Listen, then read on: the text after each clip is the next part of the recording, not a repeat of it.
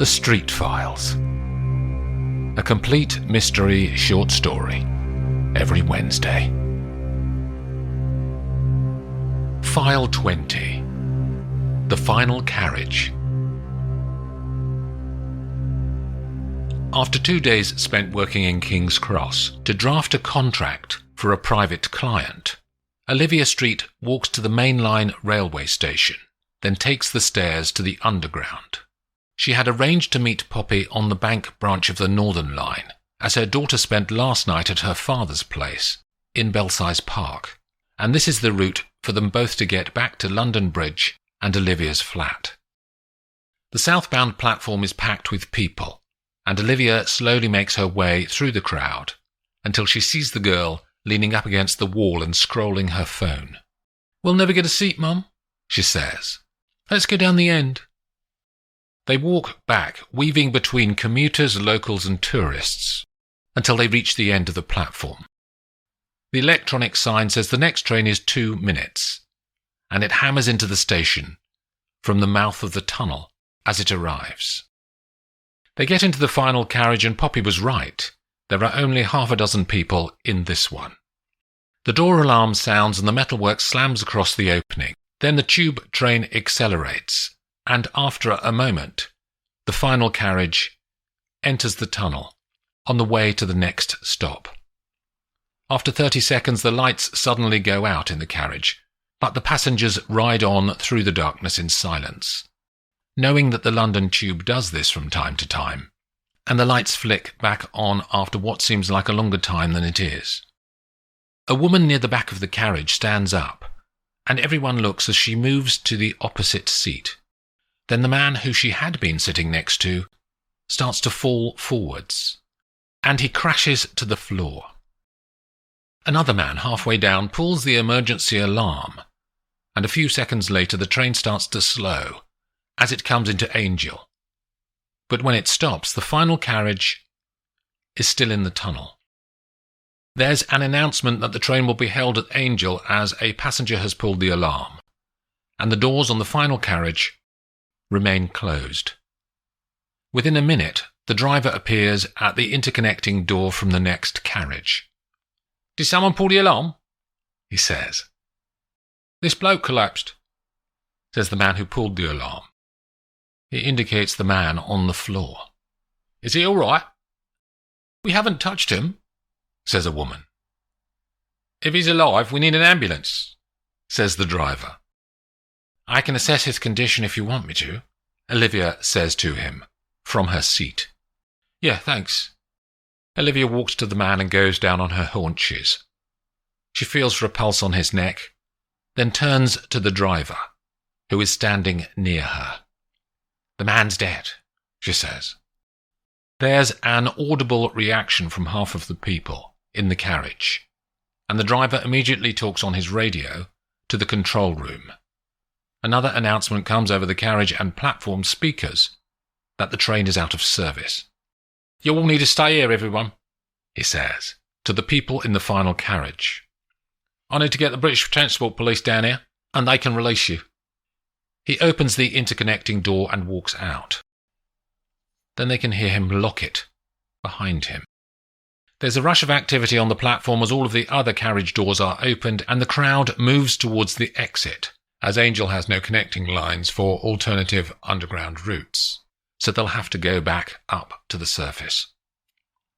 The sound of people leaving the station ebbs away, and the final carriage is left in silence. Olivia sits back next to Poppy, and everyone waits. After a few minutes, a policewoman arrives through the interconnecting door, with her black hair tied back under her helmet. "Ladies and gentlemen, I'm going to have to keep you here and talk to each of you. I'll be as quick as possible, but expect an hour at least." Some of the passengers pull out their phones and send messages to husbands, wives and lovers. The driver is standing in the doorway behind the policewoman, and he tells her that Olivia had confirmed the man on the floor is dead. The officer looks across to Olivia. "Can we talk, madam?" Olivia stands and they walk down the carriage to be out of earshot of the others. "Do you know the deceased, madam?" "No, officer. I'm an investigating lawyer and have assessed the condition of many corpses. I look for signs of life when the driver asked me to. But it's a poisoning." "How do you know that?" "The almond smell. It's cyanide." "What's your name, officer?" "Constable Fox, madam." Fox asks everyone to move towards the front of the carriage to isolate the area near the deceased, and half of the passengers move seats as Olivia walks back to her daughter. "We'll be here for a while, Poppy, so let's pass the time by seeing if we can find out anything from the people in the carriage to help the policewoman. Constable Fox will only be collecting statements for now, and those will go to an inspector to investigate," says Olivia. "What do we know? We know the weapon was cyanide, and death from cyanide occurs within 1 minute of ingestion. And all of the people near that man in the last minute of his life are in this carriage." "I've got a notebook," whispers Poppy, and she pulls it out from her bag. On a double-page spread she starts to write, furtively looking at each of the people in the carriage as she scribbles. "Okay," she whispers after a minute. "I've done a pen picture of everyone. I'll go through them." She leans in towards Olivia. "Apart from us and the dead man, there are 6 people in the carriage. That girl there with the dyed blue hair, the old man along from her, the black-haired boy in his 20s opposite them. Then down in the next section there's a businesswoman in a Chanel suit, a builder with his toolbox, and lastly the woman who the dead man collapsed onto, who must be, 40 maybe?" "We can go and chat to them," says Olivia. "What about the dead guy? You've been up close. Did you notice anything about him?" "In his 50s, begins Olivia. "He's wearing an old tweed jacket and dark brown trousers, which, I guess, are his standard work wear, and have been for some years. His collar is worn, and his fingernails are badly cut. He's wearing glasses which are bifocal, which means he wears them most of the time, as people who only occasionally wear spectacles tend to have 2 pairs, one for reading and one for long distance." Poppy is making notes as her mother talks, and she looks up as the black-haired boy moves to talk to the girl with blue hair. "The dead man has an old leather briefcase, not a laptop bag or anything more modern. I would conjecture that he was a man who established a pattern in his life, say, 20 years ago, and has kept that pattern every day as his routine." "Okay," says Poppy. "I'm going to talk to the girl with blue hair and that young lad." She walks over to them and sits down. "Did you see what happened?" she says, to both of them. The black-haired boy frowns as his time alone with the blue-haired girl ends. "I was watching him, actually," says the girl. "Before he fell on that woman. What was he doing? Writing something in a little book. I noticed because he was doing it so carefully. Writing on his lap. Concentrate on the letters." "Did you see anything?" Poppy says to the boy. "Not all that stuff," he says. "Just when the woman moved to the opposite seats, she spoke to him." "Did you hear what she said?" says Poppy. "Not really. I'm sure she called him Dad, though." Olivia has walked past Poppy and sits down next to the old man a few seats away. All this waiting around can be draining. He has pale blue eyes under his grey hair, and he smiles at her. "I'm used to waiting." "It's a tragedy," she says. "Maybe he had a condition." "He was poisoned," says Olivia, and the old man's face reacts more than Olivia had expected. "Probably just an illness." "No, he was poisoned," she says. "I've been trained in analytical toxicology." "Read a book or 2 on it, did you?" She narrows her eyes. "A master's at King's College London, actually. I saved up and took a year off work when I was 29. The man makes a slight noise of acknowledgement. "What's your line of business?" she says, moving him off their previous spikiness Patents. She smiles in an attempt to break through his protective outer layer. Patents for what? Industrial processes, he says. Have you done that for a long time? I invented a way to create concentrated ammonia and patented it 2 decades ago. That process is used throughout the world these days, under license. A gift that keeps on giving, she says. But his face tells her that he doesn't understand. So she moves on to a question she uses that always yields evidence from witnesses. Do you know the dead man? She says. What? No, of course not. We're all just strangers in this carriage, aren't we? A forensics team arrives through the connecting door, and they attach plastic sheets across the section of the carriage where the man lays, to create an isolated crime scene to work in. This blocks the carriage, so everyone has to move again, as Constable Fox needs a bank of seats to conduct her interviews. The businesswoman in the Chanel suit moves and sits near Poppy, and the girl jumps a seat to sit next to the woman. How long do you think it will take? Says Poppy. The woman has green eyes and dark hair worn loose. Shouldn't be long, she says. They've got to go through their procedures. Maybe they'll let us go soon, but we'll have to call into the police station tomorrow. I did that once before. Were you a witness to another crime? Says Poppy. Another death, actually. What happened? Similar, an old lady, though. On a train. I was coming back from Dorset, and she just died on a seat near me. What do you think about this old man's death? Seems sudden. Cyanide does that. Cyanide, says Poppy. Or whatever it was. She seems more nervous suddenly, and smiles at Poppy. What do you do? Uni, law at Bristol. Is that your mother? You look like her. The woman nods over to Olivia, talking to the old man. What do you do? Says Poppy. Nice suit, by the way. Thank you. I'm in finance. Banking. Is that dull? It sounds dull.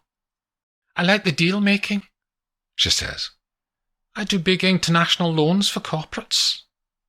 What do they need the money for? I work in the chemical sector, where companies are setting up new factories. Mostly Asia at the moment. To make 1 million bottles of shampoo and stuff, says Poppy. We all need shampoo. Can I ask you, turning back to a loose thread from earlier. You knew it was cyanide, didn't you? A lucky guess. She smiles a smile that she's used in 1,000 business meetings, as Constable Fox walks over to them. Can I have your name, madam? She says to the businesswoman. Victoria White. Let me take your statement, Miss White. The policewoman leads Victoria to her interview seats, and they talk, but Poppy can't hear the conversation. The next seat to Olivia is now occupied by the woman on whom the dead man fell. She has pixie-cut brown hair, one blue eye, and one green. How are you feeling? Says Olivia. Couldn't have been very pleasant for you. It was creepy. What's your name? Mary Ward. I'm Olivia. What happened just before he collapsed? Did you see? He was dozing, I think, says Mary. At first I thought he'd just fallen asleep on me. When did you notice it was more than just him being asleep? I shoved him away and moved seats to the other side. But he didn't wake up. Then he just slid down like an eel or something. She shudders at the remembered thought. You don't know him? The woman frowns. No, why did you say that? Just making conversation, she says. You were sitting next to him in a nearly empty carriage. People travel together on the tube. My daughter's here with me. The woman seems placated, but there's a momentary pause. What do you do? Says Olivia. I work in a lab, a researcher. The woman nods. What's your specialism? Industrial chemical processes. And how you scale a reaction that works in a test tube to work in a factory. Poppy is at the very end of the carriage and perching on the bulkhead seats. After a few minutes, Olivia walks to her. "Let's have a review," says Poppy. "The blue-haired girl saw the dead man writing in a notebook just before he died. The young lad with black hair still talking to her told me nothing. And the Chanel suit woman is called Victoria, and she knew it was cyanide. But she was a bit cagey when I quizzed her on that." My discussions reveal the older gentleman holds patents for ammonia production in factories that companies have to pay him for to use under license, says Olivia. And he's a widower. Did he tell you that? No, his shirt is unironed, but he's wearing a wedding ring. Maybe his wife doesn't like ironing. Married men iron their shirts, Poppy, if their wives don't. Being in a couple means there's someone to see your ironed shirt every day, but not if you're a widower. Clever, says Poppy. What about the woman the guy fell on? Mary works in the chemical sector too, but in research. Victoria Chanel suit is a financier in chemical factories as well, says Poppy. Mary also has a child or loved one whose name starts with an S, says Olivia, because she has a pendant around her neck with that letter on it. We haven't got anything substantial from the two young men, says Poppy. I'll do the black-haired boy. You've got the builder. Olivia walks to the builder, who is busily typing into his phone. His auburn hair is in a buzz cut. Has this delay caused you work problems? She says. Yeah, I had 3 quotation visits this evening. I've had to move them all. What kind of building work do you do? What's your name? He says. Olivia? I'm Sam. I do all sorts. Do you need a new kitchen? I don't, Sam. Thanks. What are your current projects? He takes a deep breath. Well, carpentry mostly. I did a new bathroom to that old bloke over there. He nods upwards towards the old man, who Olivia had spoken to a few minutes ago. I don't think he remembers me, though. I smiled at him earlier and he blanked me. It happens, you know. Once a builder's gone, people never remember the face, do they? Can you remember his name? She says. Mr. Richards. Bernard, I think he's called. Do you know anyone else in this carriage? No. Sam screws up his eyebrows. They're both sitting near the seats where Constable Fox is working, and a forensics officer emerges from behind the plastic sheet with a sample bag in his hand that contains a wallet. As he hands it to Fox, Olivia can hear him say, There's a driving licence in the name of Charles Croft, and the picture matches the deceased. The girl with blue hair has started talking to the businesswoman, so Poppy grabs the opportunity to talk to the black-haired boy. What music you into? She says as her opening gambit.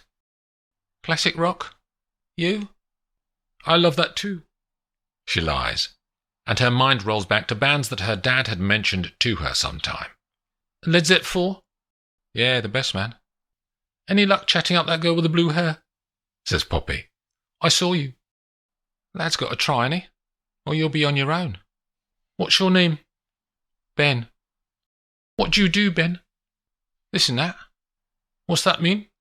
Says Poppy. Dealmaker. Sounds dodgy, Ben. You're a drug dealer, aren't you? She can see that she's hit some part of the truth. Quiet, will you? He whispers now. That copper's only over there. If you need anything, I'm your man. My friend died of it, mate. She was only 17, so no thanks. Poppy stands up and walks back to the end of the carriage to get away from the boy, and Olivia is already standing at the end doors, interrogating her phone. What are you looking for, Mum? Patent owners, she says. 3 of the people here have links to chemical factories.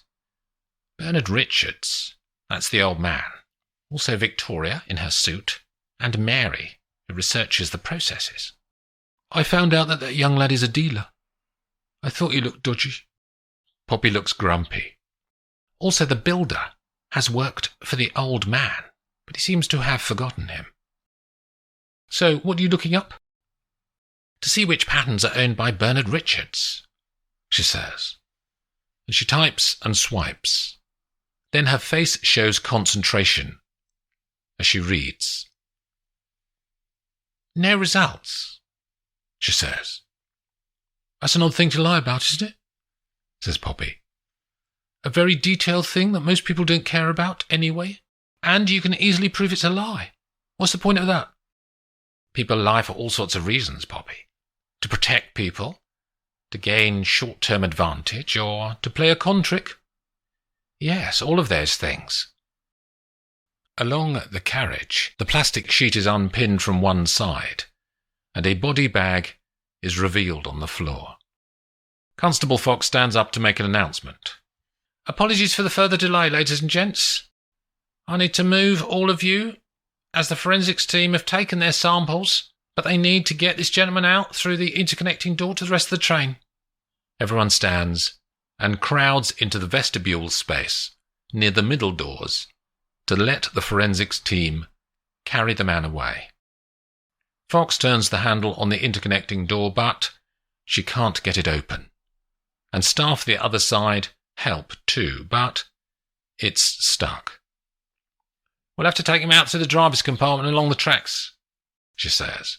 There's an access point a few yards down the rails, and the power's off, so we're safe. The forensics officers move back down the length of the carriage and struggle to manoeuvre the man out and down onto the rails. But eventually they walk off into the darkness of the tunnel. I just need to finish off my interview so you can all go. 20 minutes max, says Fox. But I can finish off upstairs. Let's go to the surface. The passengers slowly move out of the end of the carriage, and Fox helps them all step down to track level. She has a torch, but suggests to everyone they turn on their phone lights to help them see where they're putting their feet as they walk along the track. Keep together, calls Fox, and she leads the group further into the tunnel. The access door isn't far. No one talks as they walk, and the old man has to be helped more than once to find his footing. Suddenly, Ben, the black-haired boy in the group, starts to run. He pushes to the front, then carries on until he is swallowed up in the blackness. Sir, yells Fox. Stop, sir. You're putting us all at risk. The sound of his footsteps echoes around the tunnel as they all watch his phone light flicking up against the walls and onto the rails until it fades to nothing. We're near the doorway, says Fox, and she leads them another 10 yards to an access door. There are steps up, and they all ascend to a small, flat space in front of the doors. Wait here, everyone, says Fox. I need to go and see if I can find this young lad. She steps back down to the rails and walks off in the same direction that Ben had run. Poppy and Olivia are in one corner of the small space. Is there a phone signal down here? She says quietly. Yeah, there is, now. The mother looks at her phone. I want to understand about this patents issue, and why our old man is not on the list. Did you say it was ammonia? Says Poppy. Can you search keywords instead of names? Olivia checks. Yes, you can. Let's put in ammonia. Anything? The main patent for ammonia, high concentration, is held by a man called Charles Croft. Who's he? He's the dead man, Poppy. The darkness hangs around the people in the tiny space, far below the streets of London. There are only 2 phone lights still on as the group try to conserve their batteries. Olivia turns round in the half-darkness until she's facing the old man. Mr. Richards, she begins, and he seems surprised that she knows his name. You were saying to me earlier about patents that you hold for chemical processes in factories. Is that right? He nods but says no words. The patents register is a public document, Mr. Richards, and I looked you up." "Leave him alone," says the girl with blue hair. But Olivia ignores her. "You don't hold any patents, do you, Mr. Richards?" "But the patents that you mentioned are held in a trust, and there are 2 named trustees. The main name is Charles Croft, but also a Mrs. Sarah Richards, his assistant. But there's a condition on the trust that Sarah Richards can't receive any income from the patents until Croft's death. Was Sarah Richards a relation of yours?" The old man's face has become more serious. "Stop bullying him," says the blue-haired girl. And Olivia still ignores her. "We all know Charles Croft," she says to everyone. "He's the reason we're in this dark little area waiting to be rescued. Isn't he, Mr. Richards?" "What are you on about?" says the builder. "Charles Croft was the man who died in the final carriage of our train, ladies and gentlemen." The eyes turn in the darkness towards the old man. "You don't know what you're talking about," says the blue-haired girl. "Mr. Richards, you lied about owning some specific patents, and the man who did jointly own them dies only a few feet from you, in the London Tube. That looks suspicious." "Don't say anything, Bernard," says the blue-haired girl. There's the sound of boots from the tunnel, and Constable Fox reappears. "The boy got away," she says. "Slipped out of an emergency exit. I got his bag, though. He had to take it off to get through a narrow gap, and couldn't reach it before I arrived." She holds up a canvas crossbody bag. "I can guess what's in that," says Poppy. "What?" "He was a dealer," says the teenager. "That explains why he ran." "It may be more complex than that, officer," says Olivia. "There may be vials of cyanide in there, if my understanding is correct." Fox pulls open the flap on the bag. "Someone shine a light in here," she says. And Fox flicks through packets of tablets and powder. Then she pulls her hand out and lifts up a plastic box with 3 vials in it, and 1 gap for a 4th vial. "There's paper folded in there," says Poppy, and the policewoman pulls out the paper and unfolds it. "A laboratory control docket," says Fox. 4 vials of cyanide, a controlled substance. This is the release docket from a commercial laboratory." "Is it signed by a Mary Ward, officer?" Fox checks. "How did you know?" "Because 4 of the people in the final carriage carried out the murder of Charles Croft. The logic would say that you, Mr. Richards, paid for his death, and my guess is that Sarah Richards was your late wife." Everyone is silent as she continues. "You paid Mary here to obtain the cyanide from her laboratory. Your pendant, Mary, has an S on it. A memory of your late mother, Sarah, is it? Mary gave the cyanide to the young drug dealer boy who ran off into the tunnels. My guess is he was paid to bring it onto the train, as Mary was scared of getting caught. But then, when the lights went out of the final carriage, Mary injected Charles Croft with cyanide." Mary looks down at the floor. "The only part I can't work out is you." Olivia turns to the blue-haired girl. The old man does talk now. "Erin cared for my late wife, Sarah, in her final years. I promised my dear wife that I would right the wrong that Charles Croft had done to her, as she did all the work on those patents.